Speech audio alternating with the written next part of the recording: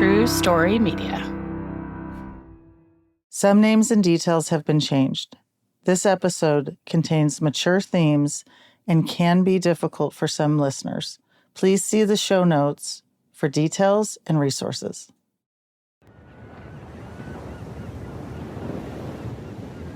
This is an iceberg. Here's the water. When things happen, what you can handle will be dealt with up here, but what you can't will be put down here under the water until you're better equipped to deal with it.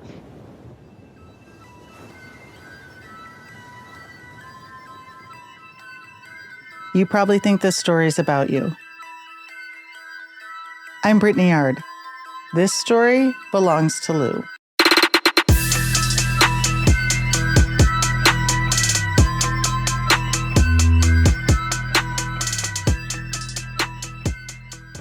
Hey there, Ryan Reynolds here. It's a new year, and you know what that means. No, not the diet. Resolutions. A way for us all to try and do a little bit better than we did last year. And my resolution, unlike big wireless, is to not be a raging and raise the price of wireless on you every chance I get. Give it a try at mintmobile.com/switch. $45 upfront payment required, equivalent to $15 per month. New customers on first 3-month plan only. Taxes and fees extra. Speed slower above 40 gigabytes on unlimited. See mintmobile.com for details. Build a routine with Ollie that supports your wellness needs, like getting your daily vitamins and minerals with Ollie's multi-gummies, or keeping your mood upbeat with all the vitamin D in Hello Happy. Give your gut health some support with probiotics, and wake up feeling refreshed after taking Ollie Sleep. Do wellness on your terms. Find Ollie at a Walmart or Target near you, or at ollie.com. These statements have not been evaluated by the Food and Drug Administration. This product is not intended to diagnose, treat, cure, or prevent any disease. What started as a hunt for a photo turned into a friendship between Lou and Eve. And my relationship with Danielle has also grown into something that is so much more powerful than just our shared experience with Caden. Being fully seen and understood by a stranger, somebody that only came into my life because of this shared experience. And her and I haven't known each other that long, but the conversations that we have get so intense and so raw in what we're willing to share because there's no judgment. We've both lived through this. Lou could relate to the impact that relationship would have had on Eve. And they found a connection and a bond in what they had both experienced with him. I didn't know if I was going to reply, and then I did. And I was actually going through quite a difficult time at the time myself. And a lot of my friends wouldn't have known that I was going through the difficult time. But because I didn't know Lou, I was able to go, look, I'm going through all this stuff and I'm really hurt. I'm really upset, you know. And she really kind of cheered me on. And we found out then that we had loads in common apart from just Dirty John, as we're now calling him. I kind of felt like I'd made a new friend. Lou had lost her dad and I had lost my dad, and we can talk about that. There were other things that we kind of bonded over. We laugh at silly little things like, you know, like we'll send each other pictures of our dinner or our kids' Lego that they've made, or, you know, our kids' scribbly drawings. Eve understands how the gaslighting affected her and her relationship with John, and she was able to validate Lou's feelings around that relationship. But she's really kind, and it's been really interesting. It's like when you go to a psychic and they're like, oh, I believe your mother started her name with a blah, and you're like, oh. There's been so many of those moments where she's like, oh, fuck you too. And I'm like, where she said to me, oh, he was a mechanic when he was with you. Sure, he's been a hairdresser and an accountant since. Since they connected, Lou has come to understand a lot more about the impact that it had on her. And in talking with Eve, understands that it wasn't her fault.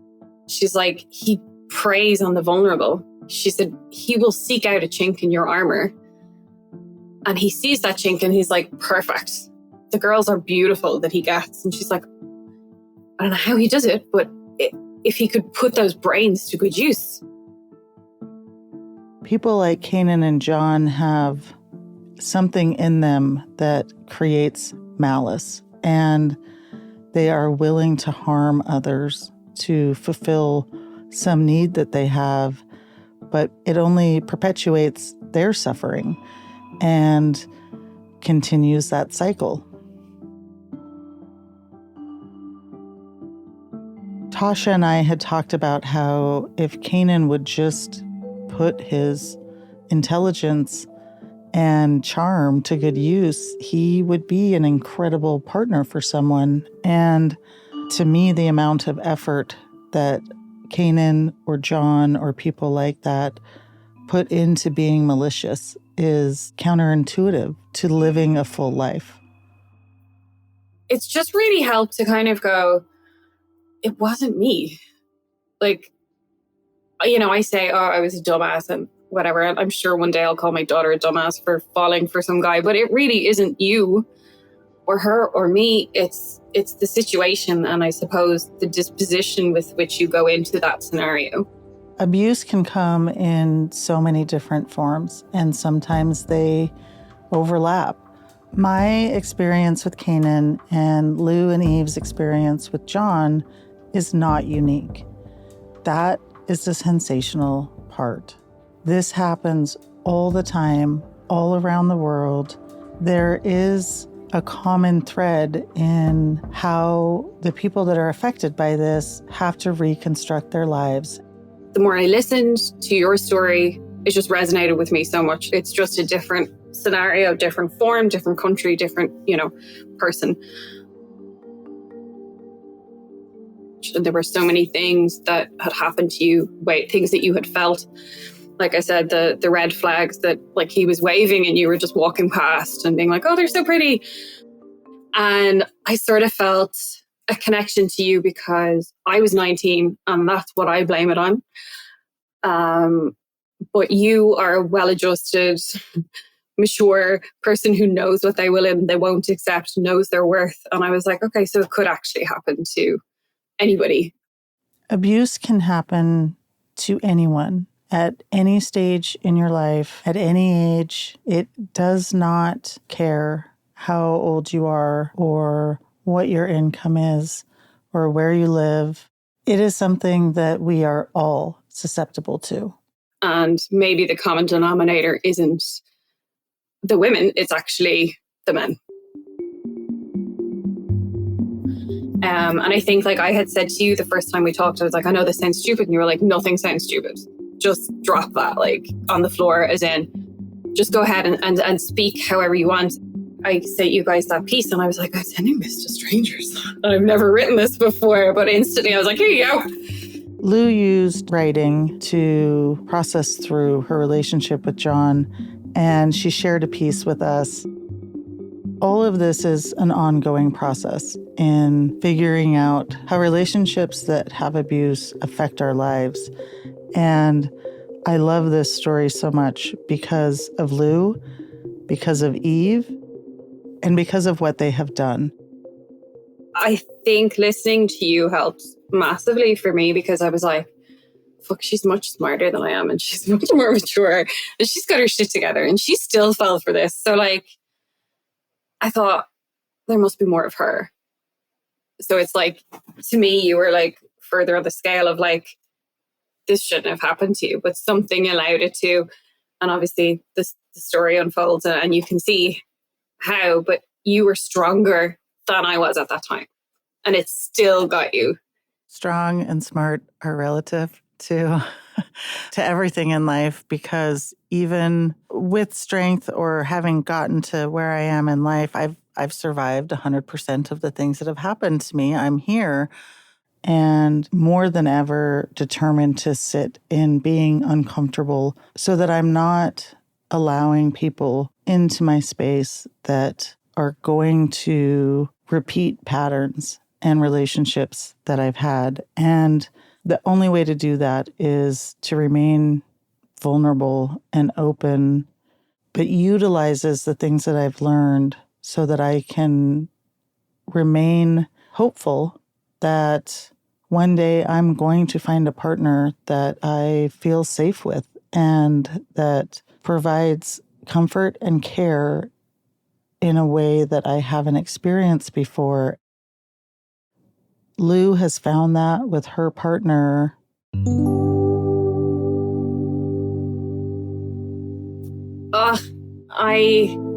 I'm mad about him. It's an Irish phrase, and I said to my daughter yesterday, I am mad about your daddy. And she said, why are you mad at daddy? I was like, no, I'm not mad at daddy. But yeah, like, I'm not saying we don't fight, like we kill each other, but in a healthy way. Arguing and disagreeing with your partner is totally normal. Gaslighting and manipulation are not. When I was with John, I was doing a course in the evenings. And the night before one of my exams, we had a glass of wine, and I was like, yeah, I'm just having one and then I'm going to bed, and then I'm, and we got so drunk that like he made me email my lecturer, and I bombed the exam because he convinced me that it didn't matter. It was fine. It was a stupid qualification anyway. It was pointless. But now, turns out he was right. I have not used it once, but... When Lou reflects on her relationship with John, she is able now to use humor, and a lot of that has helped her process this. It is so evident in her current relationship how much power that humor has given her. It's like night and day. The other guy wanted to tear me down and keep me at a level, whereas this guy is just like, keep getting better. Kick ass. He's amazing. So when I went to college, though I didn't go like my friends did, like straight out of school into college. I went in my 20s when I was working full time, and I paid for myself to go at night time. And the odd time we lived together at the time, and I'd ring him and I go, oh, it's raining. I don't want to go in tonight. He'd go, well, you needn't come home because I'm locking the doors. I'm not hanging out with you. Go in. And then some nights I'd be like, oh, I really can't be bothered. He'd go, tell you what, go in. I'll collect you from the door. I'll have a cup of tea in the car ready. And it's only 2 hours. You'll be fine. 3 hours, whatever. Or he'd have my pajamas on the radiator. And then my dad died in the third year of college. And I was just like, I only started this to piss him off. Like, he's not even here. I don't want to. And he just relentlessly pushed me and pushed me and pushed me. And even then, when I'm talking about my ex, like a lot. I went to do the podcast today, and he came up the stairs with my daughter's chair and my laptop and a bottle of water. And he was like, there you go. And I was like, oh, he's gone to take her out. And he sounds like your grandpa. Yeah, exactly. Exactly. He's, that's not creepy. No, but it's you had... Today's episode is sponsored by Acorns. Last year, save more money was the #1 New Year's resolution in America, but it is so hard to do. I have never been able to easily save money. Acorns makes it so you can start automatically saving and investing your money, giving it a chance to grow for you, your kids, and your retirement. You don't need to be an expert. Acorns will recommend a diversified portfolio that fits you and your money goals. You don't need to be rich.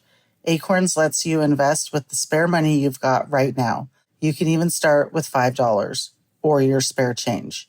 Head to acorns.com/youprobably or download the Acorns app to start saving and investing for your future today.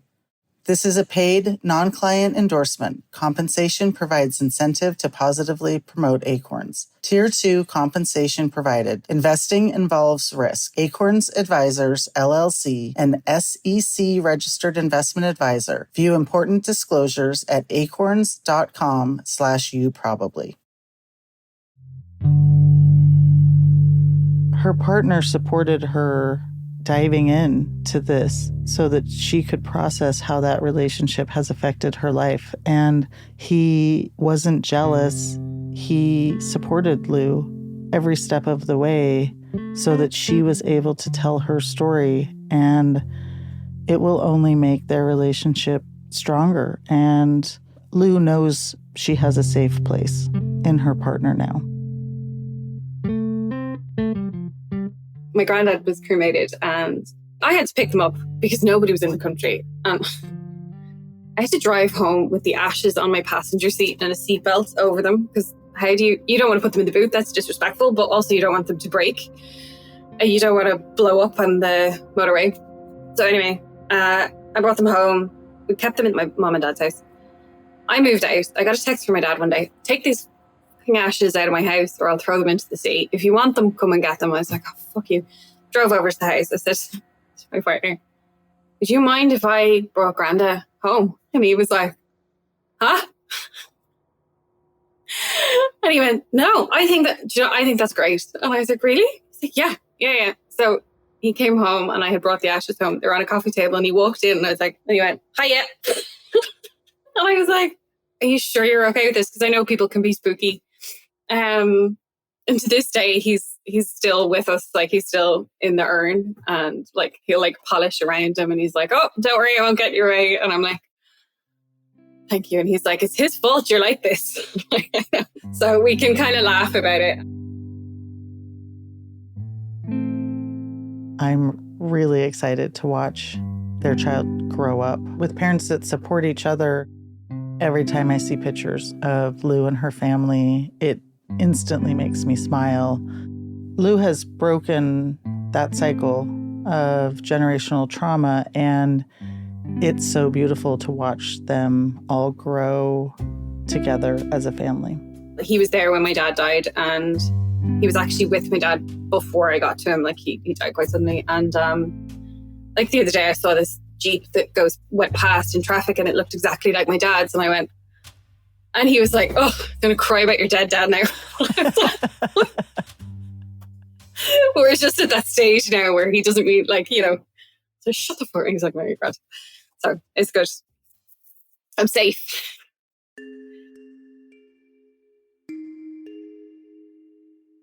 Sometimes the chapters end with something as simple as, I am safe. I know from sharing my story that it's not always the ending that people want. It is the ending that I am so happy that Lou and Eve have. It can take numerous attempts to leave an abusive relationship. We've all heard the statistics around reporting domestic violence cases and leaving those relationships. The statistics around people that experience intimate partner violence are increasing. It is something that is still very underreported. John is still out there, and even though Lou is safe now, she wanted that photograph so she could give herself that power of knowing that he can't hurt her anymore. She knew she might never find another photo, and true safety isn't about eliminating every possible threat, but about building resilience and recognizing your own strength. That photograph wasn't the only thing that Lou did to recognize her own power and strength. Sharing her story gave her the ability to understand the effect that this relationship had on her life and take control of her future. Lou thought all she would have is that blurry photo. Sometimes, just when we think we've gotten enough answers to move on, something happens that changes our perspective again. But I got a message, and this time, the photos are not blurry.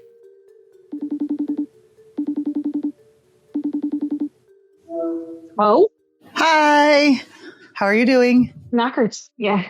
I don't know if he's used that word, but knackered. I was absolutely like floored. But good. How did the getting more pictures go for you? So I looked up a friend of his who has a very unusual last name. Found a website, sent a text, and I was like, is this such and such? And they were like, who is this? I was like, I think I might have been assaulted in your driveway like 10 years ago. I don't know much else, but this is who I was with. Do you know anything?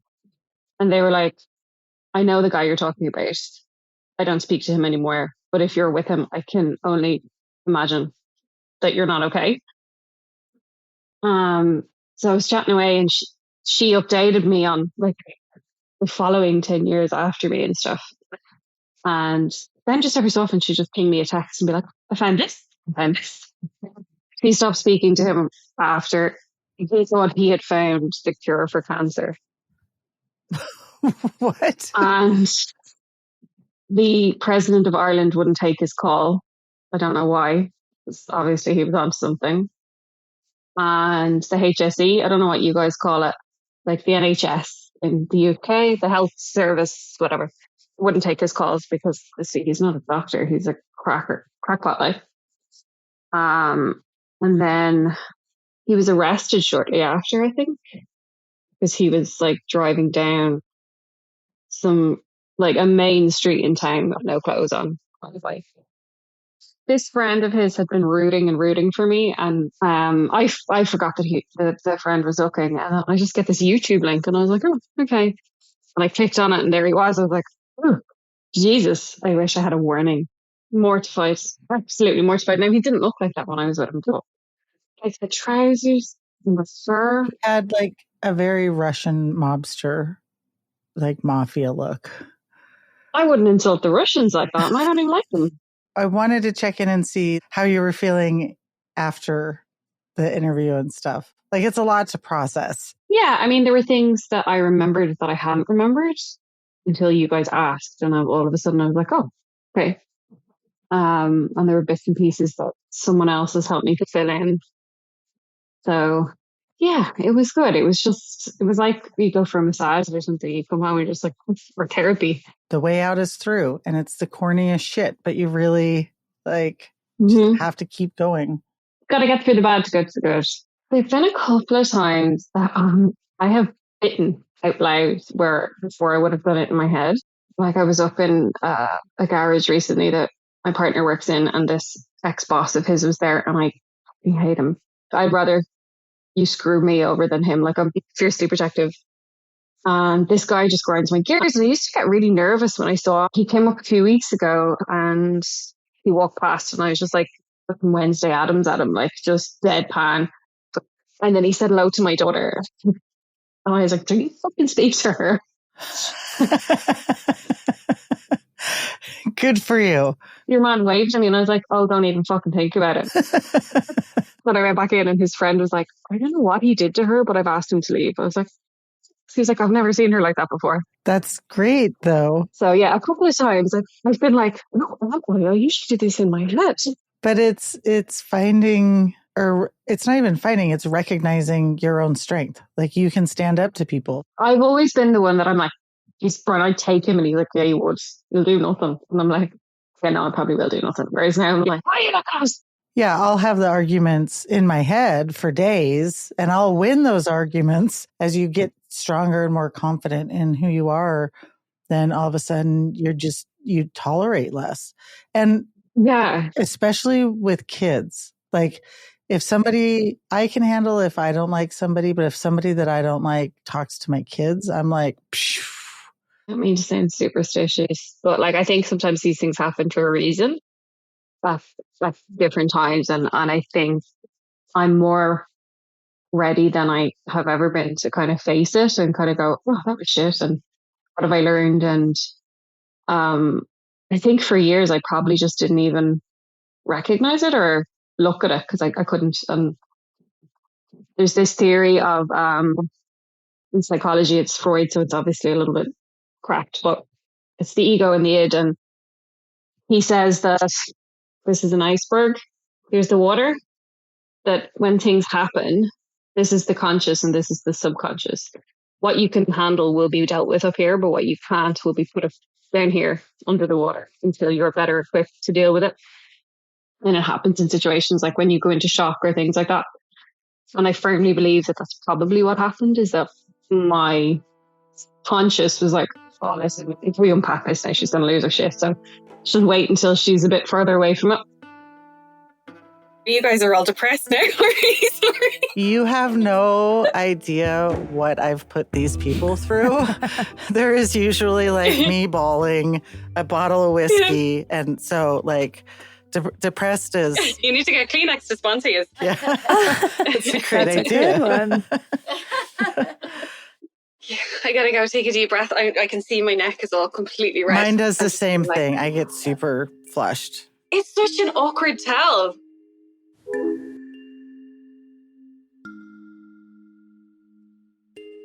The thing about the iceberg is you never know when something from your past is going to come up. We're constantly replenishing the stuff that we're able to deal with, learning, and sometimes you might not have the tools today to handle something in your past. I don't know when this stuff is going to come up and knock me on my ass.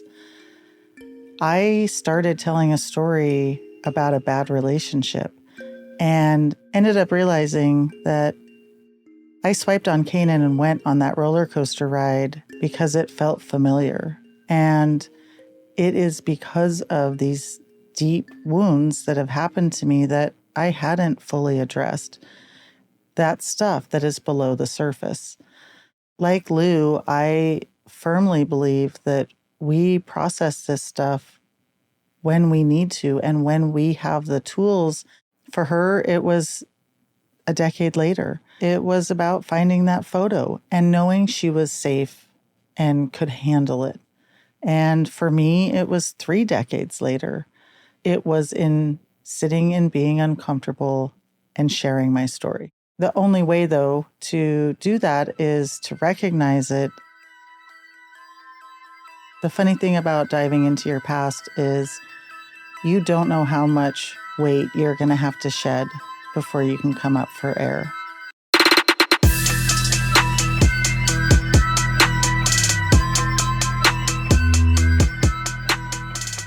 You can support the show by joining us on Patreon. Episodes are available early and ad-free. That's patreon.com/BrittanyArd. Or find a link below in the show notes.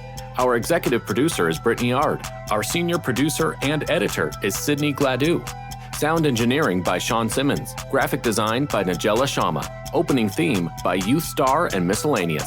You probably think The Stories About You is a production of BDE Unlimited Productions. You can follow Britt for updates at brittany.ard on all social media platforms. If you like what we're doing, don't forget to hit that follow button wherever you're listening to this podcast right now. And also, give us a rate or review on Apple Podcasts or Spotify.